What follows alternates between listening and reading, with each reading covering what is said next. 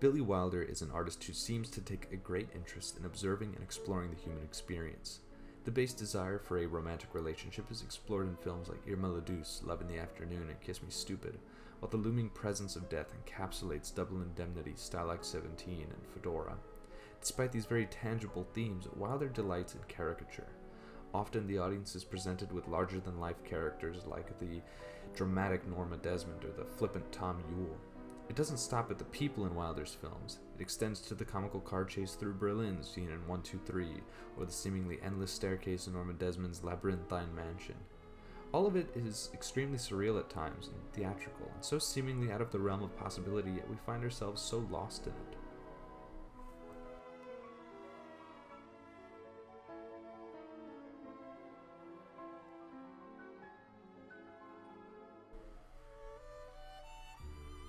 Wilder valued the audience's opinion and longed to keep them engaged. He wielded caricature and showmanship to his advantage, spinning it in a way to not only sell his themes to the audience, but to take them on a journey of inner exploration.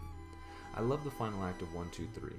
For the past 30 minutes, the world has become a circus revolving around McNamara and his desperate attempts to turn the communist piffle into a bona fide capitalist. The characters are constantly moving in and out, and everything is bombastic.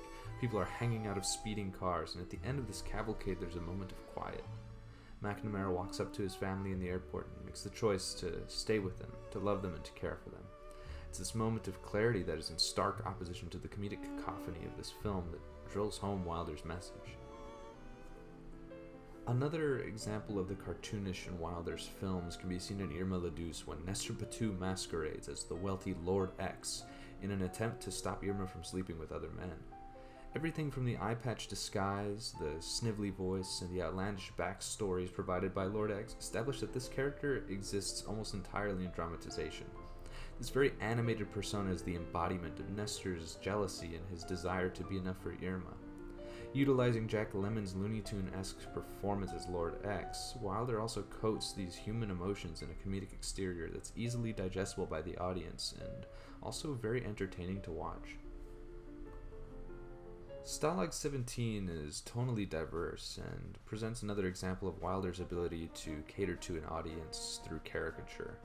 Being set in a Nazi prisoner of war camp, one would think this film would be a gritty war drama full of the brutal historical reality we are all now very well aware of. However, Wilder chose to turn this film into a comedy. Moments of death are immediately followed by a litany of jokes. At one moment, the head of the camp can be threatening the prisoners, and the next moment they're throwing a Christmas party. One could argue the humor of this undercuts the film's darker themes, but the darkness is still there. The film starts with the death of two prisoners. A spy amongst the group is threatening the lives of our main characters, and the setting is hellish and inescapable. It's all there under a layer of caricature. Animal and Shapiro sneaking into the women's area of the camp as playful music accompanies isn't downplaying the gravity of the narrative, rather making it accessible for a wider range of people.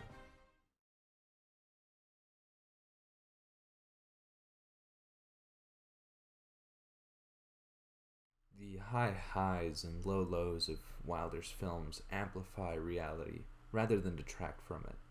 Like a beautiful piece of music, Wilder understands that there must be moments of pianissimo if there are to be moments of crescendo, and vice versa.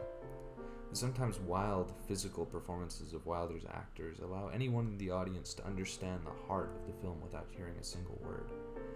Perhaps this knack for showmanship is merely a holdover from his days working under Ulmer during Menschen und Sonntag.